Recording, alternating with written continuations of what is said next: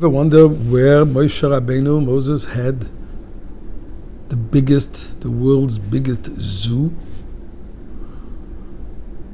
Now, you're asking, what am I talking about? It says in the Torah, when Moshe Rabbeinu was telling the Jewish people which are the kosher animals, which are the non-kosher animals, which are the birds, kosher, non-kosher, insects, etc., he showed them each one. Where did he keep all this?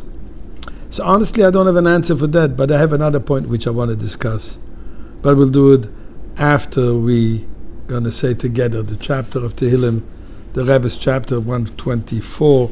Shir Amalas LeDavid, Lulei Adonai Shoyolonu Yemanu Yisrael, Lulei Adonai Shoyolonu B'kum Aleinu Odam, Azai Chaim B'Launu B'Chareis B'Bonu, Azai Hamayim Shutafunu Nachnu Over Nafshenu, Azai Over Nafshenu, Hamayim Azidoini Baruch Adonai Sheloinu Sononu Teref L'Shuneim, נפשנו כציפור נמלטו מפח יוי, כשמפח נשבו ואנחנו נמלטנו, עזרנו בשם אדוני, עושה שמיים ואורץ.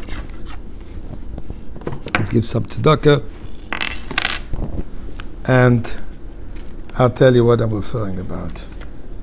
This is the second week we're learning the Torah portion of Shmini, including in Parashat Shmini we have the laws of kosher animals, non-kosher animals, birds, etc.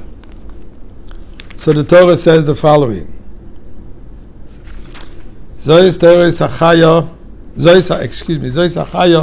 asher toichlu b'kol ha'behima asher laha'aretz. These are the animals, the kind of living creatures that you may eat from among all the animals on earth. It says kol mafreses parsa.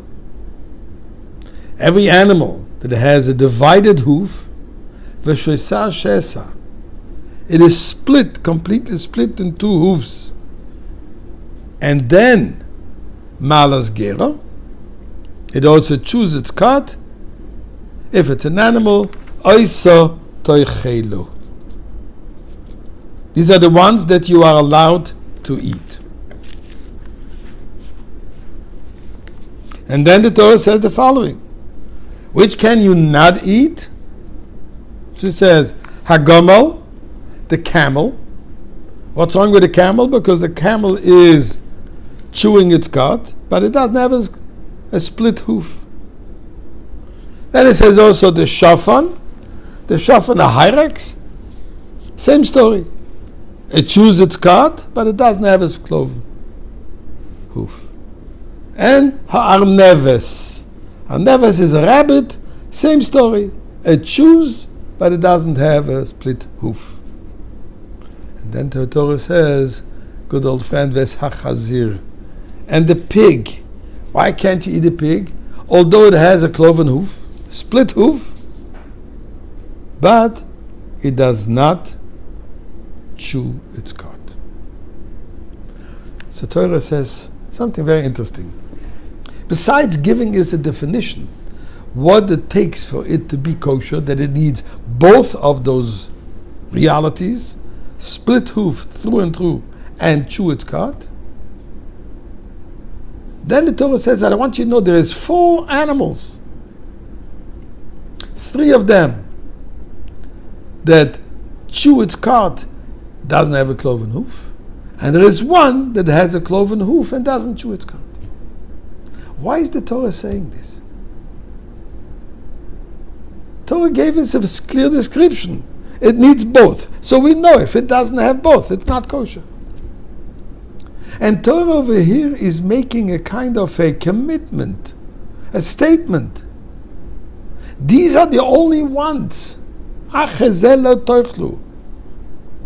These you cannot eat, and the Torah specifies amongst all the non-kosher animals existing in the entire universe, there's only 3 that have one sign, and there is 1 that has the other sign. All the other animals don't have any of the 2 signs. Why would the Torah put itself in this predicament and commitment that forever? Now imagine if later on, 1,000 years later, 2,000, 3, 4, whatever, suddenly a new species arrives and it has one of those and doesn't have the other one. See, the Torah, God forbid, was mistaken. What's the idea? But here's the important point.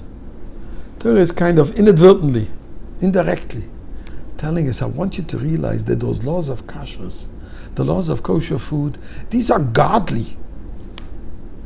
These are godly given commandments. You need proof that it's godly? Here is a sign.